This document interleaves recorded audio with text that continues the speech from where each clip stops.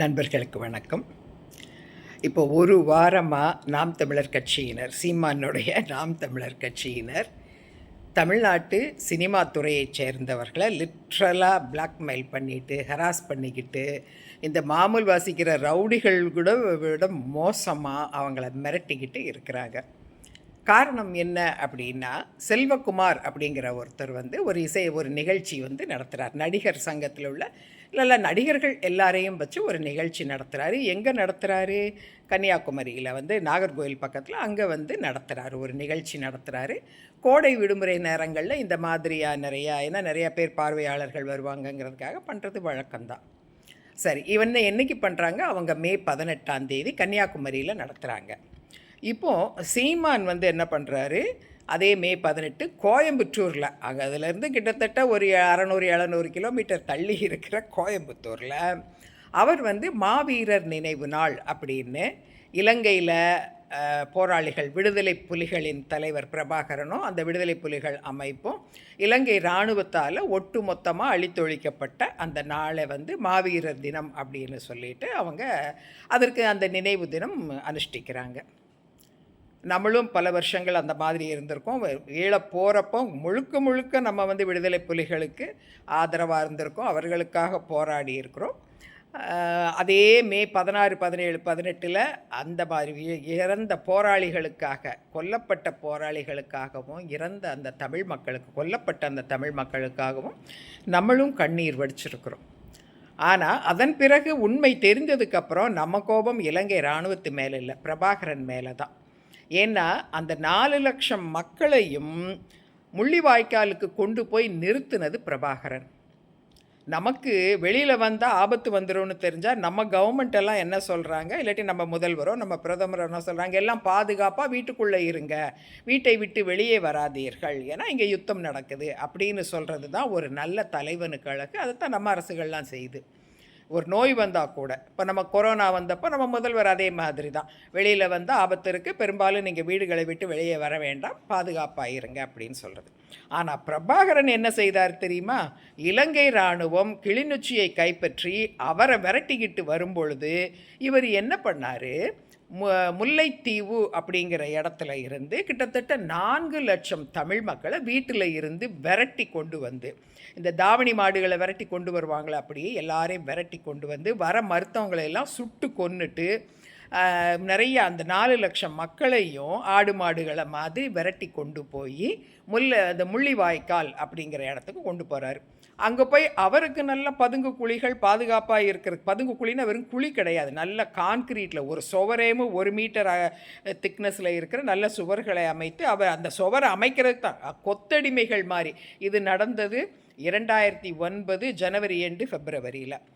ஆனால் கடைசியாக அந்த அடுத்த 3.5 மாதமும் அந்த கொண்டு செல்லப்பட்ட தமிழ் மக்கள் கொத்தடிமைகளாக நடத்தப்பட்டு, கொத்தடிமைகள்னால் என்ன, பிரபாகரனுக்காக அவர் அவரும் விடுதலை புலிகளும் பத்திரமாக இருக்கிறதுக்காக ஃபுல்லும் பதுங்கு குழிகள்னு சொல்லப்படைய பூமிக்கு கீழே கான்கிரீட் பில்டிங்குகளை கட்டுற வேலைகளை அவங்க பண்ணிட்டு, இவங்க ஆயுதங்களை மெயின்டைன் பண்ணுறது, துடைக்கிறது, செப்பனிடுறது, இந்த வேலைகளெல்லாம் செய்து சாப்பிட்றதுக்கு உணவு இல்லாமல் வெறும் கிழங்கு மாவை கரைச்சி அதை வேக வச்சு சாப்பிட்டுக்கிட்டு அவ்வளவு கொடுமைகளை அனுபவிச்சிருக்கிறாங்க. ஆனால் நிறையா பேர் அதிலிருந்து ஒரு 40-50,000 பேராவது தப்பிச்சிருப்பாங்க அப்படின்னு கணக்கு சொல்கிறாங்க.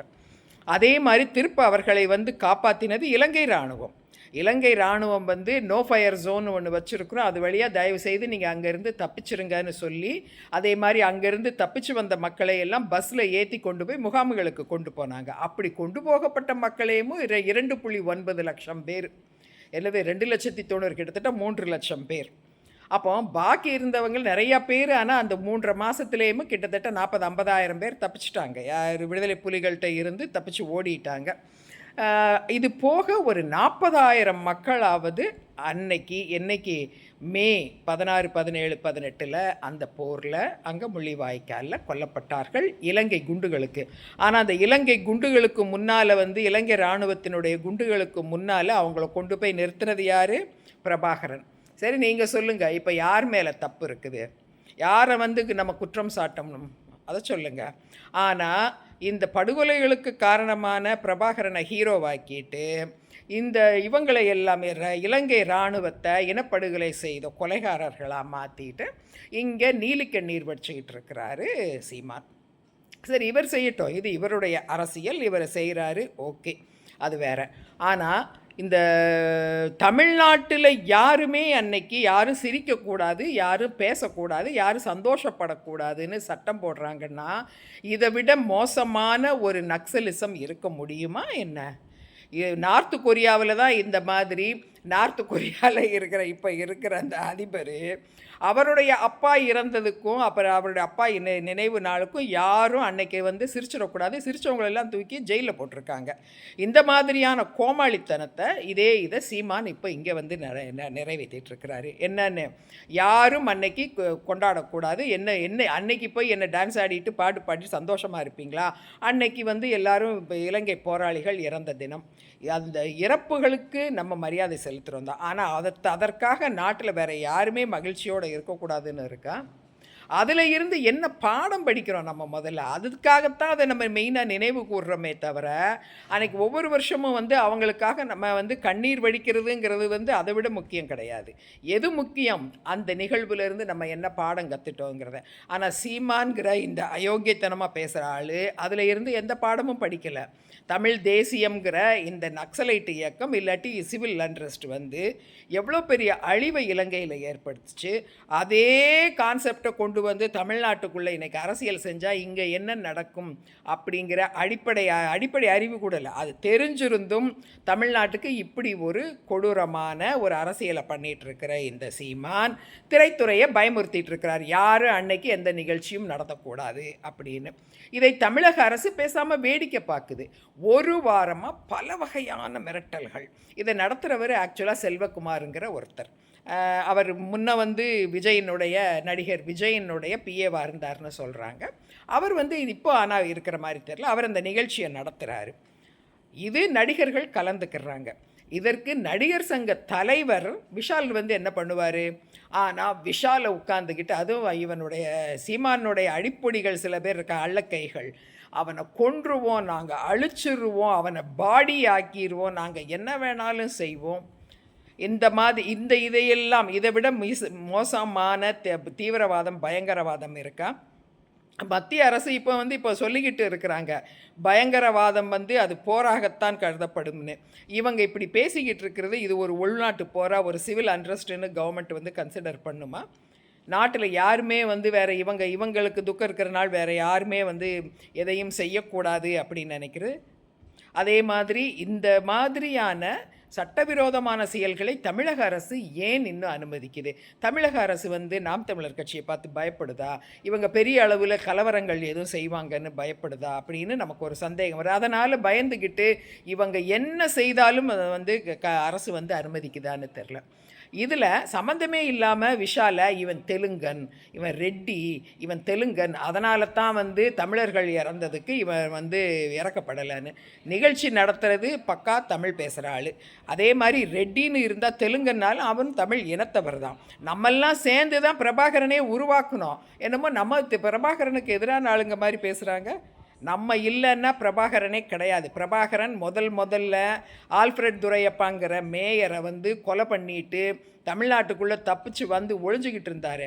அப்போவே இலங்கை அரசு அவரை கைப்பற்றி இருந்ததுன்னா ஜெயிலில் போட்டு ஒரு 10 வருஷமாக 14 வருஷமாக உள்ளேருந்து வெளியில் அதிகபட்சம் போனால் ஏதாவது ஒரு தாதாவா ஒரு கொலைகார மெர்சினரி, காசுக்கு கொலை பண்ணுற ஒரு மெர்சினரி ஆயிருப்பார், அவ்வளோதான். ஆனால் அவருக்கு ஆயுதங்கள் கொடுத்து, அவருக்கு ஆதரவு கொடுத்து, அவருக்கு தேவையான சகலமும் கொடுத்து, அவருக்கு ஆயுத பயிற்சிகள் கொடுத்து, அவருக்கு போராளிங்கிற அந்தஸ்தை உருவாக்கி கொடுத்தது நம்மன்னா என்னது? தமிழக அரசும் இந்திய அரசும் நம்ம தான் செய்து கொடுத்தோம். நம்ம தான் உருவாக்கினோம் பிரபாகரனை. ஆனால் இன்றைக்கி நம்மளையே இவ்வளவு மோசமாக என்னமோ தெலுங்கர்களெல்லாம் தமிழ் தேசியவாதி இலங்கை போராளிகளுக்கு எதிரானவங்கிற மாதிரி கட்டமைச்சிட்டு இருக்கிறான். இவன் எதுக்கு? அரசியல் ஆதாயத்திற்காக. அப்போ தான் ஐயோ தெலுங்கரெல்லாம் மோசமானவங்க, நான் தமிழ் பேசுகிறவன் மட்டும்தான் நல்லவன், வந்துரு ஓடியாந்துரு, என்கிட்ட எனக்கு எல்லா ஓட்டும் போட்டுரு அப்படின்னு சொல்கிறதுக்காக ஒரு அற்ப அரசியல் நடக்குது.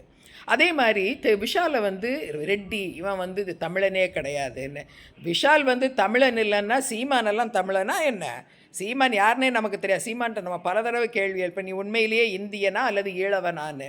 ஈழத்தில் இருந்து வந்த அந்த ஒரு ஒரு பெரிய ஒரு கூட்டம், ஒரு சமூகம் தமிழ் சாதிகளுக்குள்ளே இருக்குங்கிறது நமக்கு தெரியும்னும், அதே மாதிரி சீமான் 10 வருஷமாக நம்ம டிஎன்ஏ எல்லாம் உட்காந்துக்கிட்டு ஆராய்ச்சி பண்ணுறவர். இவர் டிஎன்ஏயை பற்றி முதல்ல நமக்கு விளக்கம் சொல்லட்டும். இவர் எந்த டிஎன்ஏலேருந்து வந்தார்? இது இந்திய டிஎன்ஏவா, இலங்கையை சேர்ந்த இந்த ஈழவ டிஎன்ஏவான்னு கேட்டிருக்கோம். இதுக்கு இன்னும் பதிலே சொல்லலை.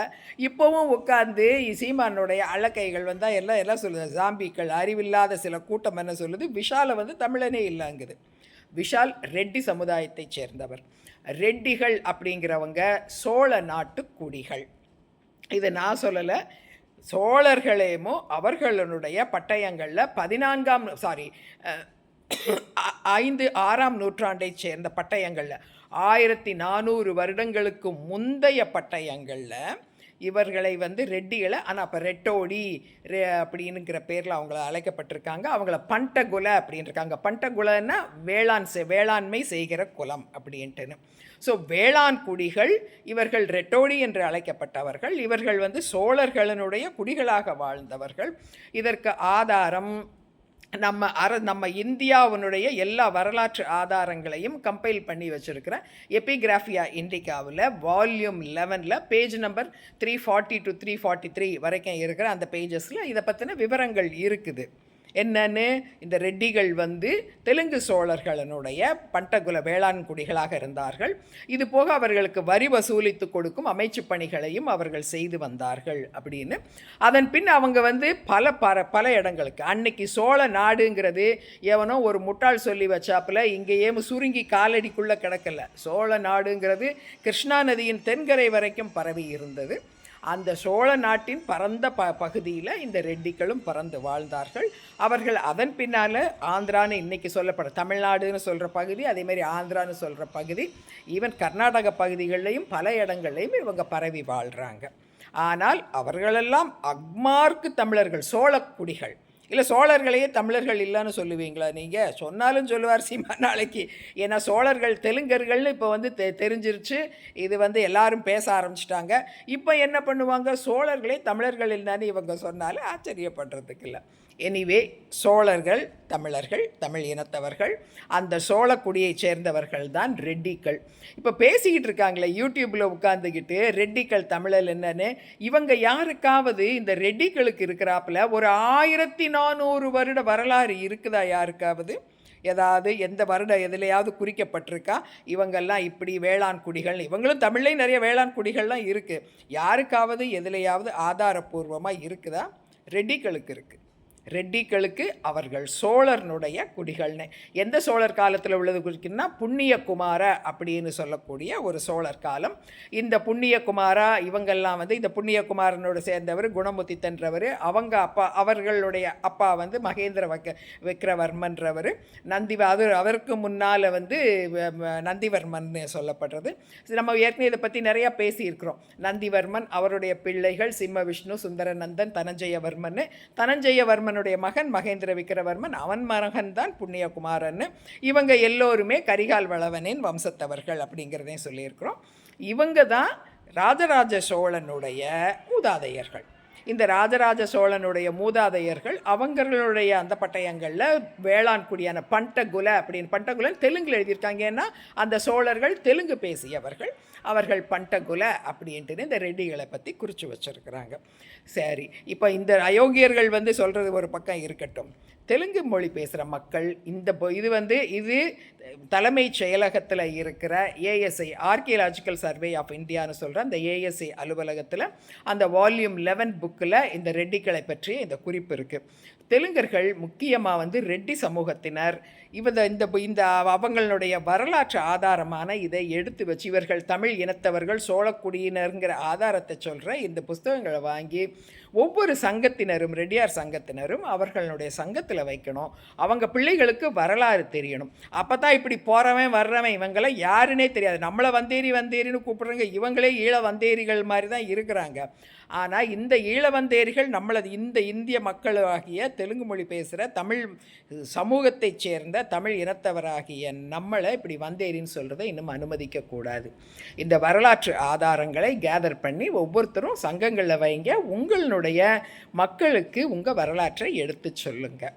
ஓகே, அதற்கு மேலே நம்ம முடிவுரையாக நம்ம என்ன சொல்கிறதுன்னா, இந்த தமிழ் தேசிய நக்சலைட்டுகள், அந்த அர்பன் நக்சலைட்டுகள் இனியும் இந்த மாதிரி தமிழ்நாட்டு மக்களை டெரரைஸ் பண்ணுறதையும் பயமுறுத்துறதையும் பிளாக்மெயில் பண்ணுறதையும் இவங்க என்ன நினைக்கிறாங்களோ இதுதான் தமிழ்நாட்டில் நடக்கணும்னு பண்ணுற இந்த சர்வாதிகார போக்கையும் தமிழக அரசு உடனடியாக இதில் தலையிட்டு இதற்கு ஒரு முற்றுப்புள்ளி வைக்கணும் அப்படிங்கிறத நம்ம ஒரு கோரிக்கையாக வச்சுக்கிறோம்.